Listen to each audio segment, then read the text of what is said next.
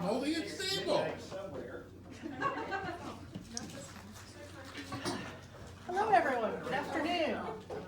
Everybody get their coffee and caffeine? I am Christy Nicholas. You want the lights all the way up? Yeah, that's fine. I don't have anything for that. My name is Christy Nicholas. I am a published author. I write historical fiction set in Ireland with a wee bit of fairy magic, as you do. My author tagline is Celtic Fairies, Fables, and Folklore. And I have been published for about 6 years, but I've been doing art shows, selling my own jewelry, for 16 years. So I have a little experience in selling in person, one-on-one, with people that might or might not be interested in your work. So that's what I'm here to talk to you about. And by the way, I have my books in the back there, along with my poster, if anybody's interested. So, why do we sell in person? Oh, first of all, how many people here are introverts? How? Grace too introverted to raise I don't have to raise my hand, she knows. So, most authors tend to be introverted, and therefore find it very difficult to engage with strangers. It's a scary thing, especially touting your own greatness. This goes against every principle in your mind. But as an author, especially in this day and age where there are a lot of independent, self-published authors, you really have to be both an author and a marketer. And that means selling yourself, selling your work, selling your talent to other people. And while online is a great way to do it, you kind of also have to do it in person if you're going to build any kind of audience. Selling one-on-one, getting a personal connection with a reader is still by and large the best way to gain a fan base, because that person will have a personal connection with you. And then they'll recommend your book to someone else and say, hey, I've met this author, she's really cool, here, read this. It's the best way to get true organic growth as an author. Now, if you, let's see, sorry, I'm skipping around a lot, I do that. If you get a good organic following, every time you come out with a book, that person's going to say, oh, I like that author, I gotta grab her book. They may not even read the blurb to see if they're interested. They've met you, they know somebody famous. That's a big draw. Whether if you're famous or not is immaterial, they've met you and you're a published author. To most people, that holds a certain cachet, a certain mystique, that there is this person that other people know that have not met them. It's kind of the definition of famous, right? There are a lot of different places where you can meet people one-on-one, writers' conferences, author readings, author signings. The difference between, some of them are for one author, which is sometimes more intimidating. Like if you go to the local bookstore, card-carrying books, they'll set up an author reading for you. One person doing a reading, maybe 3 or 4 people attending, but it's all about you. Other things are like author signings where you've got a dozen different authors. The advantage of that is that it's not just you, there's other people there to kind of spread the pain around, but you also get fewer people interested in your particular work. They might be coming for this guy, and they may come and look at the other authors, but they may not. So it's a little give and take. If you do a particular type of book, like I do books set in Ireland, so I do Celtic festivals. And I'll set up my table and have my books, and people who are interested in Ireland will come by and look. We had somebody here, she contacted me to do a program, and she offered a tea along with introducing her books. And she made all the desserts, and she charged me for the program, but really smart. it was a very well put together program. She was reading from her books, but she was talking about the customs of the time, the historical customs. She had the tea laid out. It was a beautiful presentation.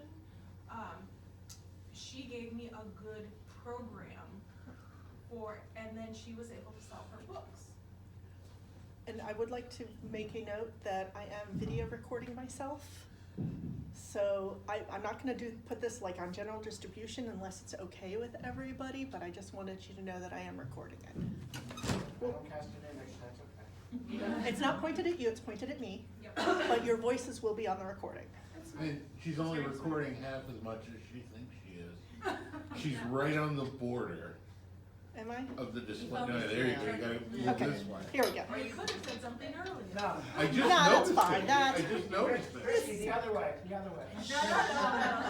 All right, so because most authors are introverts, we need to form tools in order to become more comfortable speaking to strangers.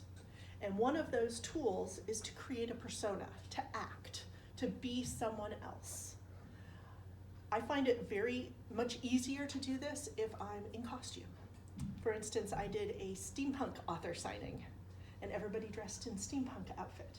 And if you can put on an accent, even better. You're a different person.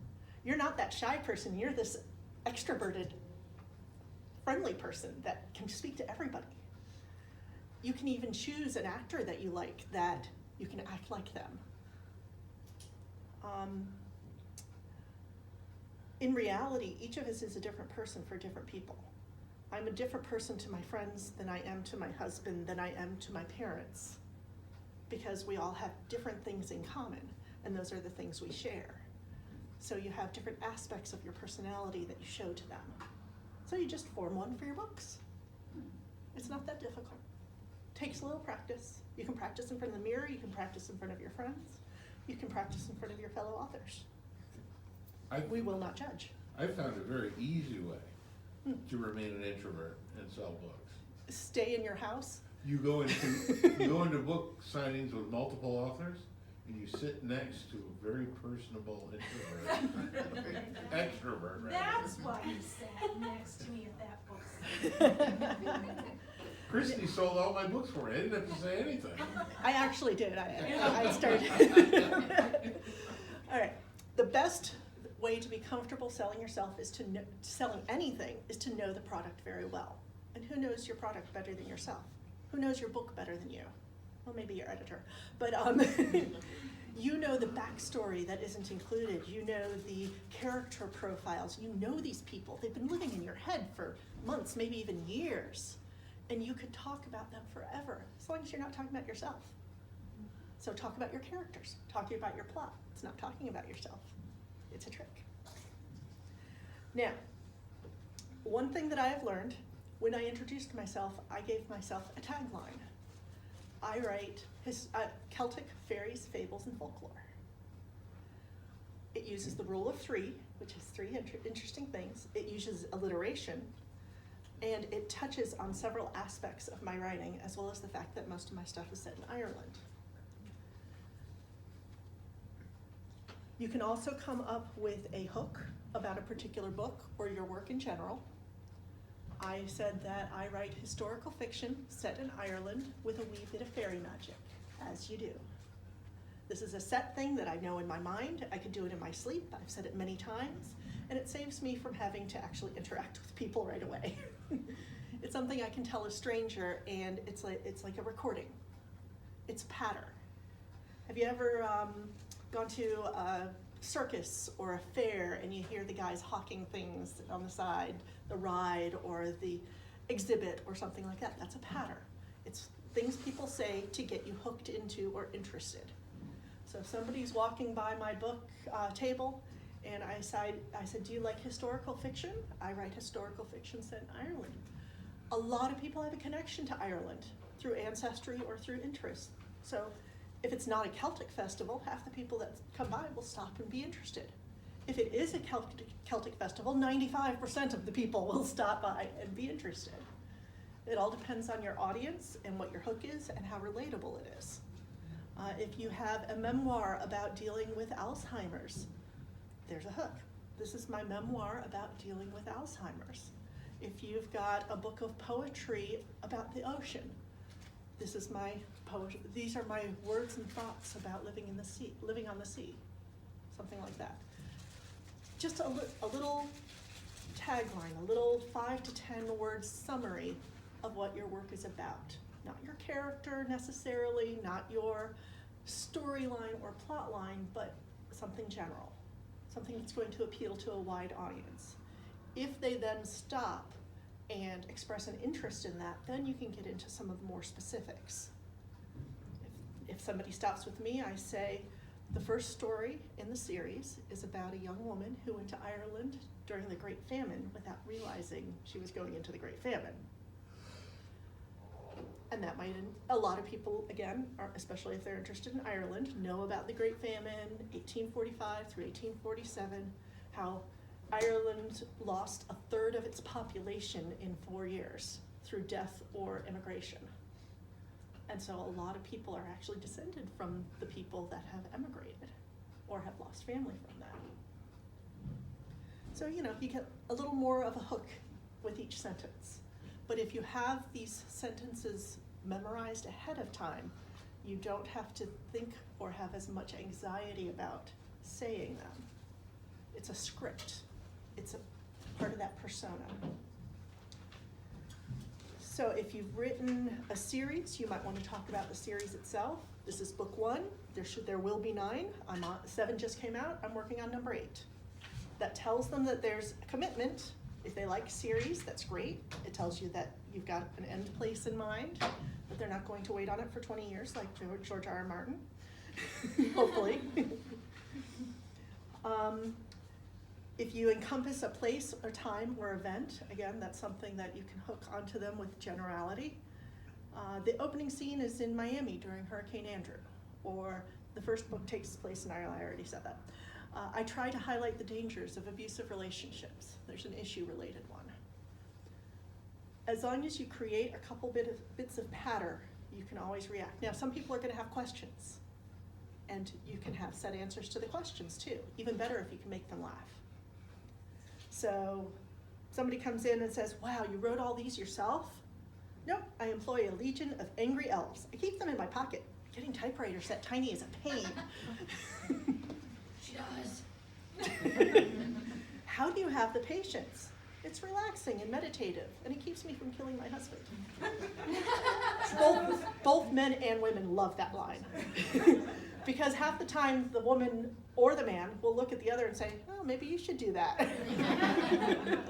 Here's another word for you. It's cheaper than therapy. Yep, that always works. Oh, are you Irish? I have lots of Irish ancestry. Scottish, English, German. I'm a lovable mutt.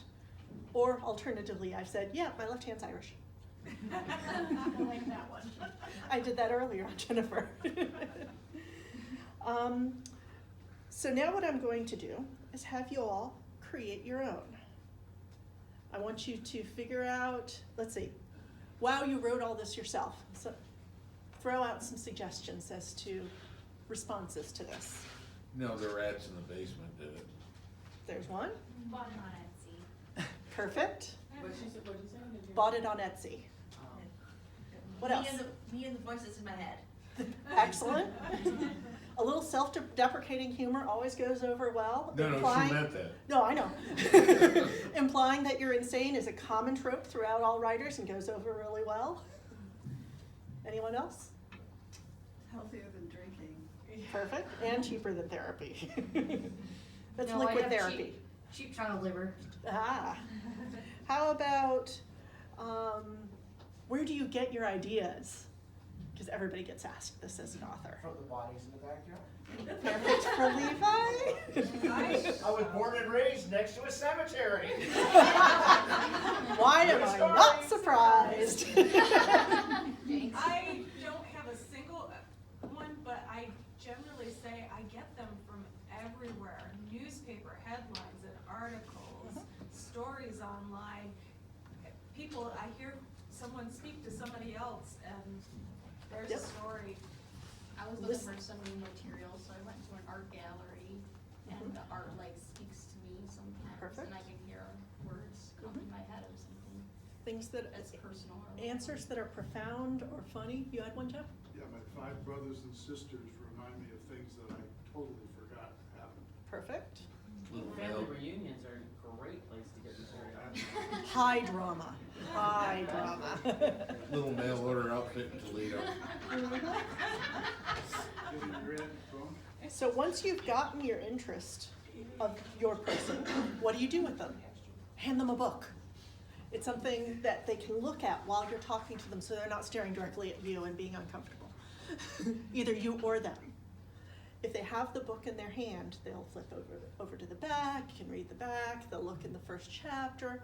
You're halfway to a sale right there. Yes? And assuming you don't have a hard copy, hand them like a big card with a synopsis on it? Yep. And I should have brought one up with me, but, oh, I've got a copy of mine printed on the 3rd page of your handout. And it has my book covers on it, it has my tagline, and my website. And we'll go over forming one of those a little later. So you hand them something, you continue to talk to them if they look like they're interested in chatting. They may just want to read the back in silence, and that's fine. Now, one reason why you might want to have more than one snappy response is somebody else is going to come in while they're still reading it. You want a different one. You don't want to say the same thing, because then they can tell it's pattern. Oh, that's a canned response. Well, they're not as cute and funny as I thought they were. I mean, you laugh, but it's true. I mean, these are tricks, and we don't show our tricks like magicians. We don't show the magic behind it. Well, it's just like going to a concert where they probably do the same show and the same set every night. Right. Which the audience, it seems, isn't new. Exactly. Brand new every time. But they made you, the encore songs may be different. Yeah, on they each might change it up a performance. little bit. Right. Look up Stephen King on I think I've heard of him. on YouTube. Okay, we're not being too funny now. I don't get to turn this off. That doesn't happen. You look up Stephen King interview on YouTube, and every time he comes on and he gets a big ovation, he looks up and he says, "Wow, that feels like you all said play Freebird." Every time. Every time. Yeah. Yep, that's his pattern. So if you have a book or swag to give away, does everybody know what swag is? No. Swag is bookmarks or a postcard or pens or mugs or candy. Put out a dish of candy at a book signing. It is a bribe to lure people to your table. But make Why- candy you don't like. But make it Yeah. candy you won't eat. Yeah. I always put mints because I hate mint. I'll take all of them. Okay, go ahead. I put But that's my non-fattening trick for the night. I put Baby Ruth or Snickers. Because you don't like this. I don't like nuts in my candy bars. Okay. Make eye contact when you speak to the person. Eye contact is very powerful, and people don't notice that you are or aren't consciously, but unconsciously they are noticing. Unless you're like deliberately not making eye contact. Yeah, then they really notice. And twitching. Don't read yourself. Reading is, especially to other readers, is a sacred space. They're not going to interrupt you. If you're sitting there, there's not a lot of people around, you're reading your book, they're not going to approach you. Now, you may be working on something else, like knitting or beading or drawing or something like that. That's more approachable. But readers don't interrupt other readers. That's a rule. Unless you have a sign on your table that It says, says, please interrupt me. "Feel free to interrupt me." Yeah, but you won't have that sign. And even if you had that sign, I wouldn't interrupt. Yeah, exactly. Yeah, 'cause more But likely they're you want reading to be that's why approachable. Please don't, please interrupt. You want to be approachable. And unfortunately, Jerry will never even be though we approachable. love doing it, it does place an invisible barrier. Smile. Sometimes it's hard. It'll ache after a while because you'll be doing this all day long. Hey, how are you? But you can hear it in your voice, and it's another one of those unconscious symbols. People are much more approachable with their smile, and that's even more true in America because Americans are conditioned to smile. In other places in the world, the smile upon seeing somebody passing you, that's not a normal thing. People can tell you're American because you smile at everybody you pass. I'm serious. Some people may want to avoid that smiling. Like, if Jack Nicholson was doing an author signing and I walked up to him and he smiled, I'd run. But I know what she's talking about, it's just that kind of in passing smile and a nod, it's like, It's like, I'm no threat, I'm smiling. whether you wanna initiate further conversation is in the air, but, you know. Yep. Now, creating your author tagline or brand is very important. It gives you a distinctive flavor, a distinctive mood as an author. Why do you want to do this? Because you want something punchy to give to them. You want to give a incredibly short précis of your work so that people know if they're interested or not. Do you think my subtitle on my book, I have thought the subtitle on my poetry book is kind of a tagline, a What's that? sanctuary built of words. Mhm. So to me, that was, That's perfect for that book, but is that going to work for your science fiction stuff? see, probably not. So you want it to link any like future writing together? Excuse me, Um, line. At least the majority of your writing. Okay. I mean, I write travel books and a couple So time like travel. that genre, you want it to be able Right. to link if you're Your writing, primary say I'm genre. writing self-help memoir, Mhm. you want it to link those books together. As well as you can. It doesn't have to Okay. encompass everything you do. Like, Yeah. I write a couple time travel and a couple travel books, but my primary is historical fiction. Okay, so say I'm writing, okay, so I have Buffalo Wings and then it's a Misfit's Guide to Loving Herself or whatever, Mhm. or Journey to Loving Yourself. Could you then in the next tagline be a Misfit's Guide to blah, blah, blah, and Sure. it would like link it together, but it doesn't have to be the same exact And you can have more than tagline? one. Okay. You don't have to have just one. Okay. And you can But you use. kinda want it to link it and like Right. be a face of a brand, Okay. kinda, okay. That's If advice. you write very distinctly different genres, you may want to have more than one postcard, more than one brand. There you go. You had a But that's question? kind of where I was, can the tagline be more to like a series of books? Absolutely. Versus you as an author? Mhm. It can be. Or it can And be- you should have can be both for an a author specific and book. a Both. specific book or series taglines. They're used for different purposes. They can be, if you're at an author, don't be boxed in. We're artists. We do not do box. Vogue it. That's a lot of wall space. So, so in order to create a tagline, either for your brand or for your books, what are your subjects? It can be historical fiction, mystery, romance, memoir, poetry, self-help, whatever your subject is, and then what's unique about them. Do they have a location, a particular character, a theme? Do you write own voices books, which is like somebody who's been abused writing books about abuse, or a person of color, or LGBTQ, or addiction, or Ireland, or, just choose something that you tend to focus on and use that as one of your taglines. What's your tagline? Celtic fairies, fables, and folklore. Oh, okay. You weren't listening, I she thought told maybe us you would. earlier. That's Sorry, my I'm in my trouble author focusing. tagline, and then my series tagline for the Irish stuff Oh, okay, is that's what I the kinda meant, but- historical fiction set in Okay. Ireland with a wee bit of fairy magic. And you have to say that in an Irish accent, don't you know? As you do.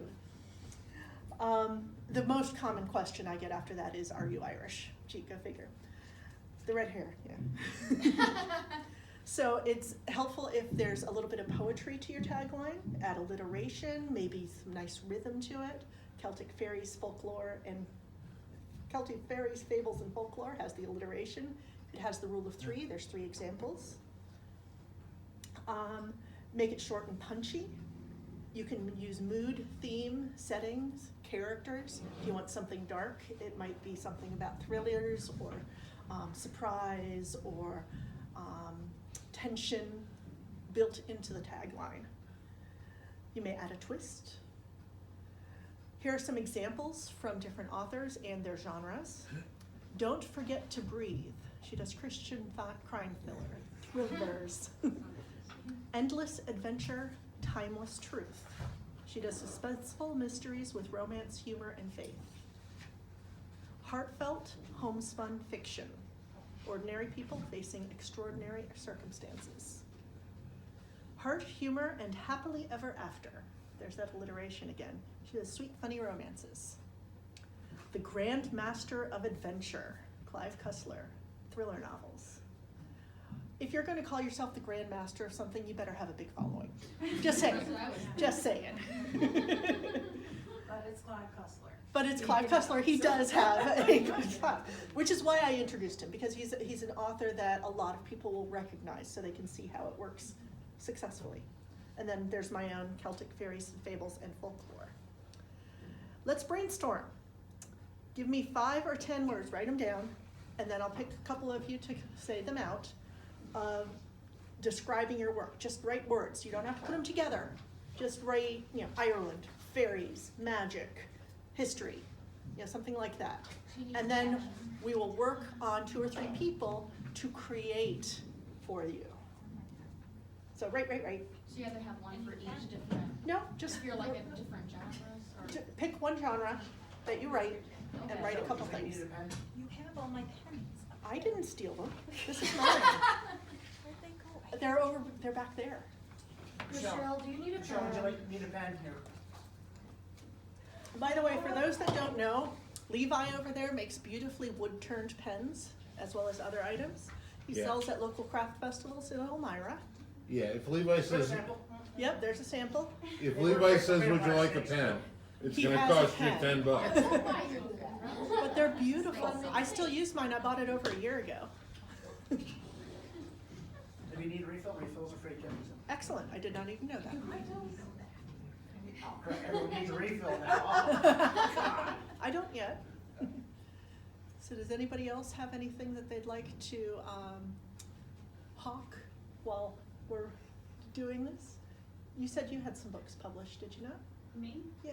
Oh, I'm in the editing process. It's done, and I'm trying to decide. I didn't even know this writer's thing existed, but I'm living in a world with 3 little children, so sometimes I don't know anything exists except for the PRC.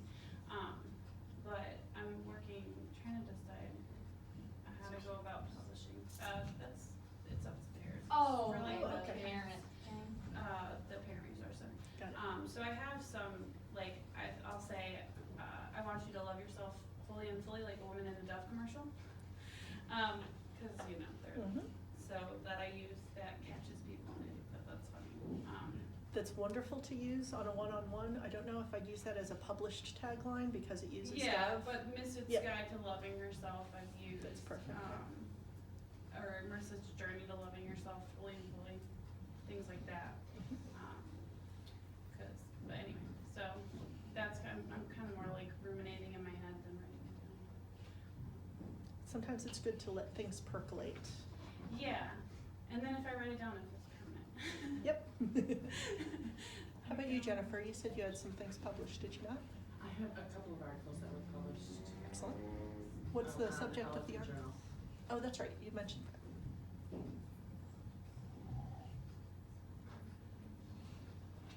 All right, so who's ready, has written some of theirs? Taryn, what have you written? Okay.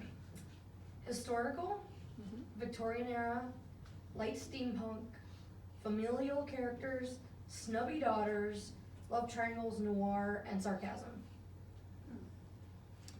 So, let's see. Like I need to see your paper. Victorian families with sarcastic daughters. How about that? Anybody else have suggestions to tie a couple of those together? Yes, there was sarcasm in Victorian times. That actually works. That is a perfect response to somebody asking a question at your table. Really, Victorian and sarcasm? I like that tie. I Mhm. like that combination. Yes. And actually, Queen Victoria herself had some very sarcastic moments. On record, no less. We Is are it- not amused. Yes. Has anybody been watching the show Victoria with Jenna Coleman? It's really well done. Maybe a little. Yeah, I knew you would. Jerry has a bit of a crush. Evidently that, it actually ties into one of my books, because evidently when it aired an episode about the Irish famine and Victoria's dealing with it, the British were surprised to find out how badly the English handled that. They hadn't been taught in school that the English had actually exported food away from Ireland during the famine for profit, and left the Irish to starve. Oh, that's nice. There had been enough food grown in Ireland during the famine to feed everybody there. They just took it away. Let the Irish starve. That's fascinating. Mhm. Well, Oh, they considered the Irish morally bankrupt, and therefore they deserved starving. Oh, okay. A British MP actually said that. Those damn Well, that's like, Catholics. what is it, a modest proposal? Jonathan Swift. Yeah. That's sarcasm, way That back is when. absolutely sarcastic, and usually set up as the preliminary, or the ultimate example of satire. Satire, yeah. Mhm. You had something, Jamie? I was gonna say about the Irish family, it's, words I was, I was thinking about.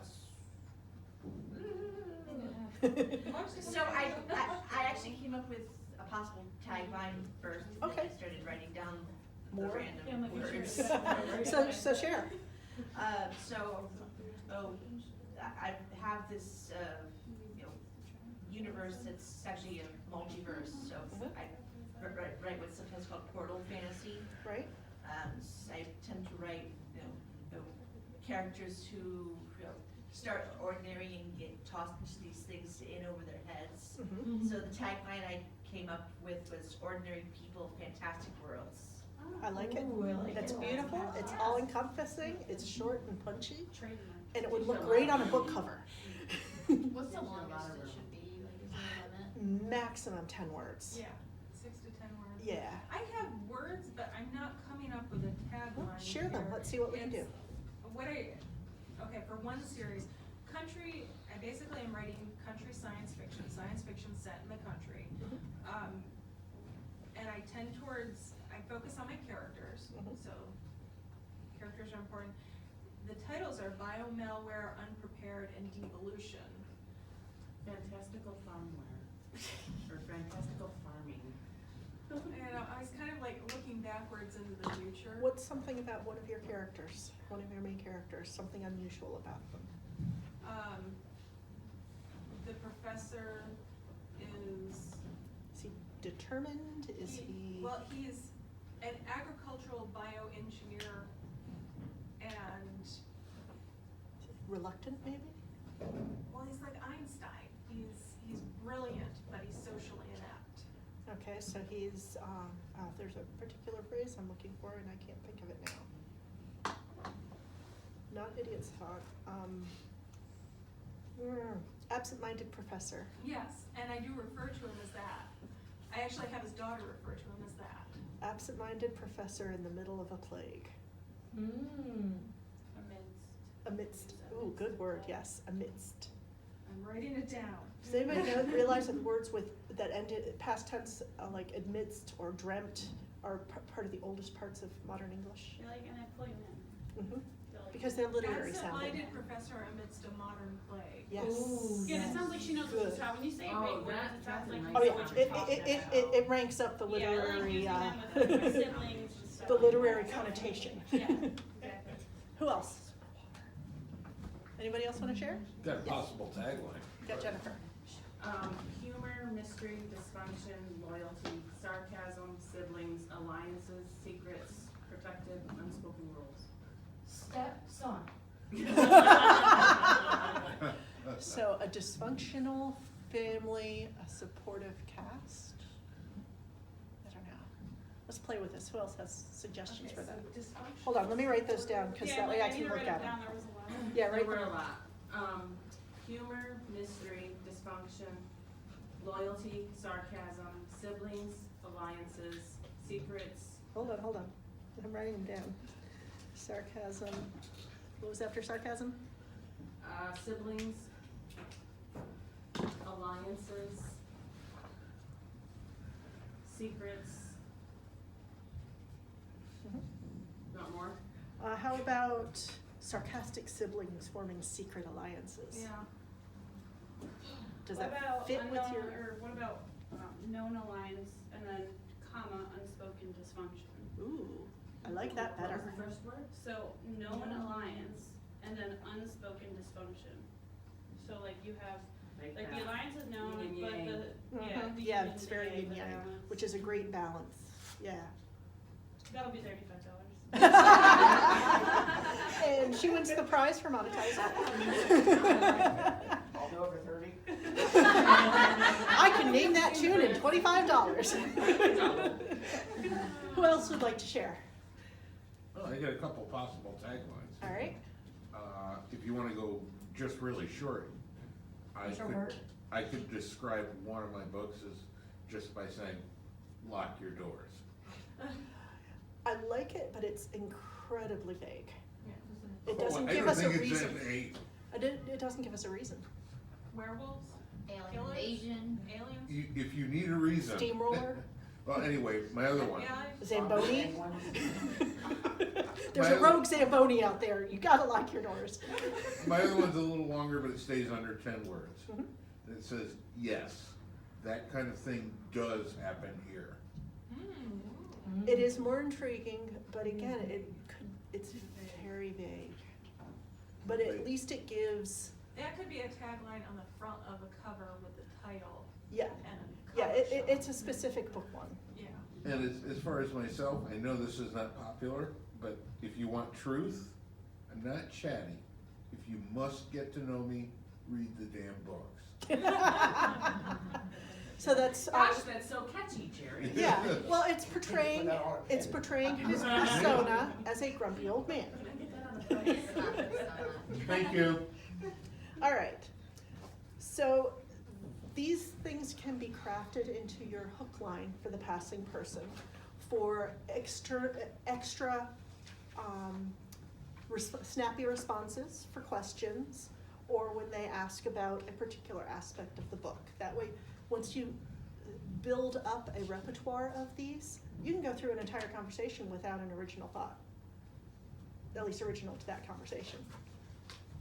I've been doing art shows for 15, 16 years now, and I can go an hour without saying anything I've never said before. It's true. She's worked shows with me, she understands, and I don't even notice sometimes that I'm saying it. I make beaded jewelry and I take photographs in Ireland and Scotland. Somebody walks into my booth, I say, hi, I sew each bead on one by one with needle and thread and the photography I took in Scotland, Iceland, and Ireland. I can say that in my sleep. I have said it 100 times a day, 2 to 3 days a show, 15 to 20 shows a year for 16 years. That's a lot of time. Like repeating it on the side. Yes, I have repeated it in my sleep. I have come to the end of that and said, oh, I just said that, didn't I? That I really didn't even notice I said. And if you get into that, then you, even when you're tired and you don't have enough coffee and there's nobody here and you're bored, and it comes out because you've trained yourself to do it. It's almost a muscle memory at that point. So, when you have somebody passing by and you say your tagline, you give it as an opening gambit for your banner or your poster. What banner? What poster?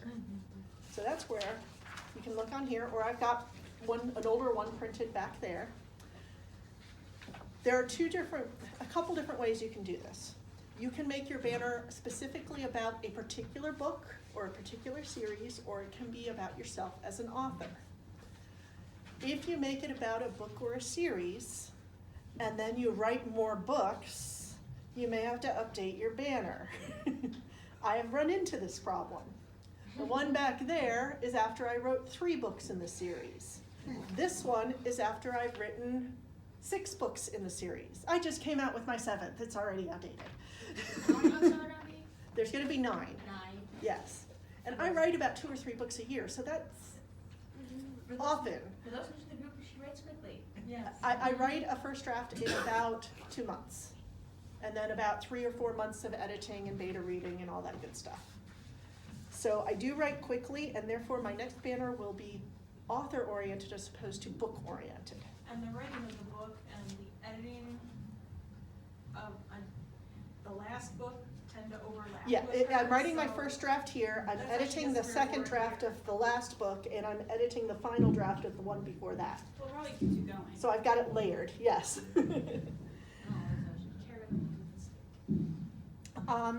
For your banner, you want to have something that catches the eye. For mine, I use very vivid, deep colors. I have a photograph I took in the background that I took in Northern Ireland that has a little bit of dark mystery feel to it. If you look at it, it's a tree line, and it's got this dark, moody feel. It's in the autumn, it's low light. This is also a place that was used for filming in the Game of Thrones. I remember. The last scene of season 1, as Arya's leaving King's Landing, was filmed there.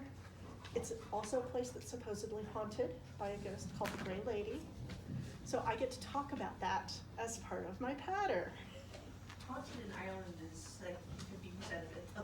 Yeah, pretty much. There's a couple thousand years worth of history there. So you want your banner to have something about you as the author, your name, which I actually don't have my name on there. Well, I have it as C. Nicholas on my website, and it's on my book covers, but it's hard to read, so I need to change that. You want your website. A lot of people now, instead of taking a piece of swag, will just take a picture of that. Some people use QR codes, which are little blocks of black and white, black and white stuff, that if you take a picture of it with your phone, it'll take you directly to the website. You can generate QR codes online. You can generate a QR code for free, and if you put it on your poster, then people can just pick that up and they'll have your link.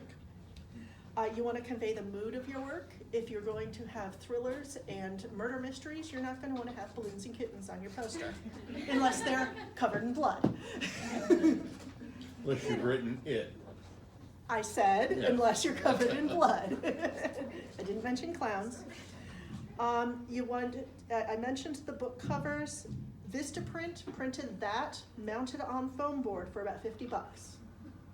It's not that bad. That's including shipping, and it's very durable, and it's pretty much waterproof because it's slick.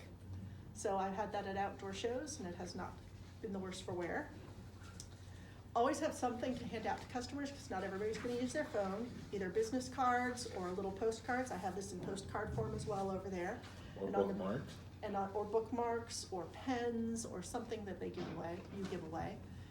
I have done book signings where I have I have tea with little napkins with Irish claddagh on it because I write Irish fiction with my website on it. I already talked about the dish of candy to bribe people to come by and say hello. You will get people that will do a drive-by candy swipe. That's the price of doing business. Decorate your area, your table or your booth, whatever you've got. I have a friend, a local author named Deb Shannon. She writes a book that's set in New Orleans, so she has Mardi Gras beads.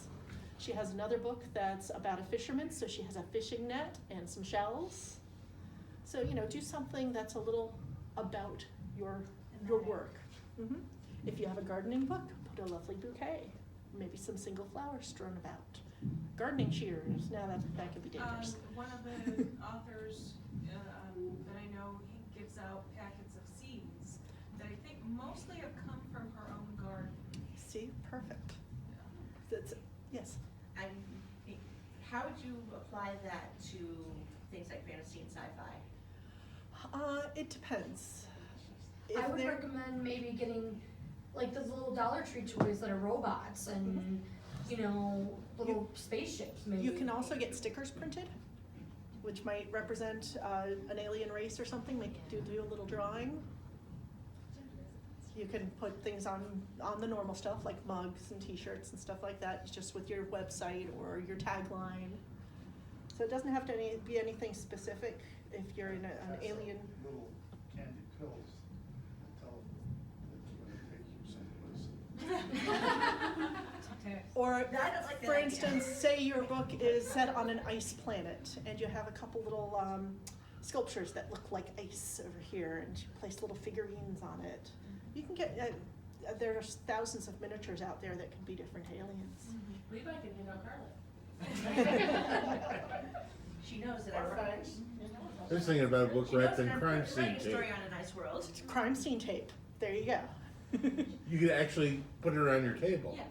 Yes, you can. Always have a pen, a working pen, maybe 2 or 3 in case one stops working, so you can sign your book. You wanna sign it on the title page, not the inside cover, not a blank page, on the title page. A lot of people prefer to date their signatures because that adds a little value if you're a collector later. You may have a set inscription, or you may ask how you'd like it to be inscribed.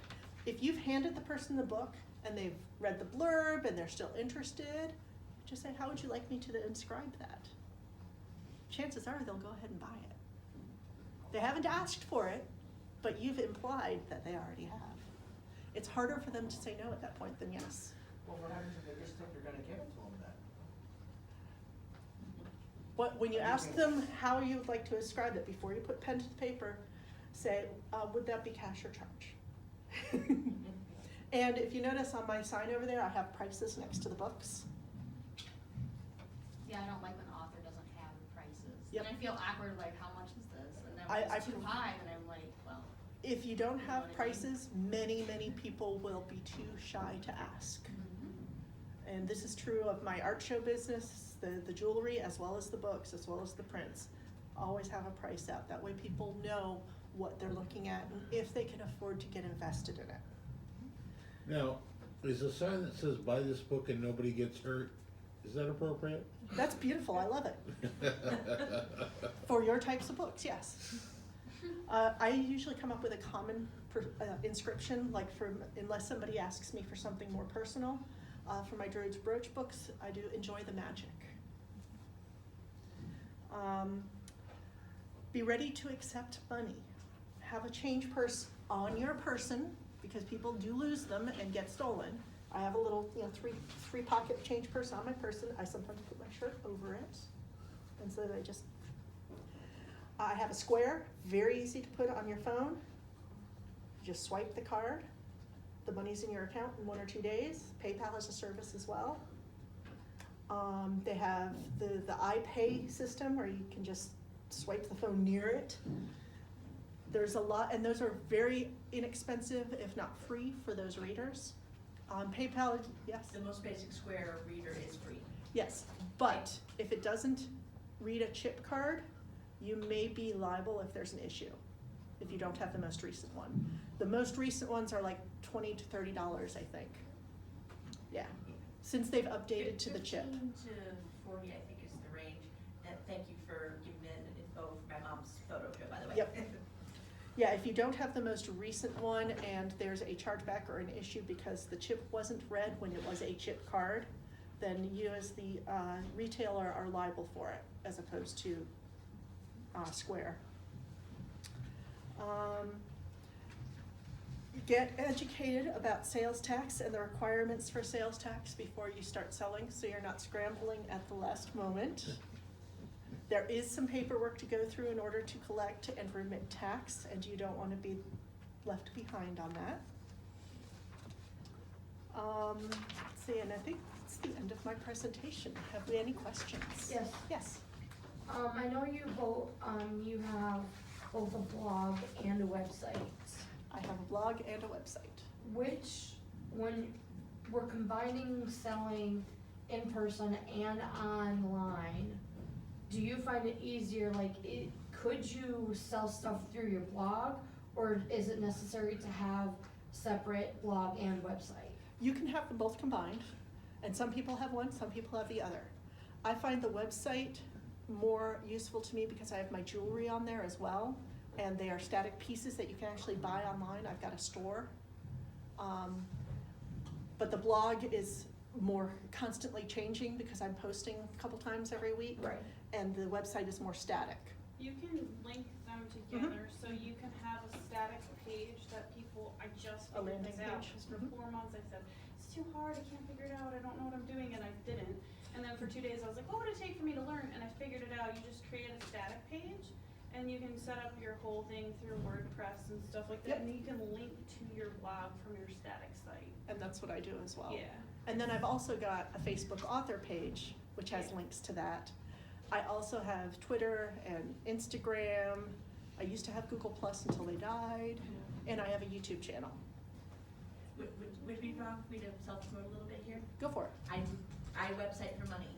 Ah, yes, she is an IT professional.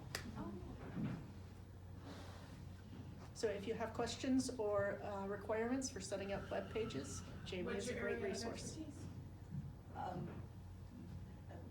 Linux and web management. Web management? Excellent.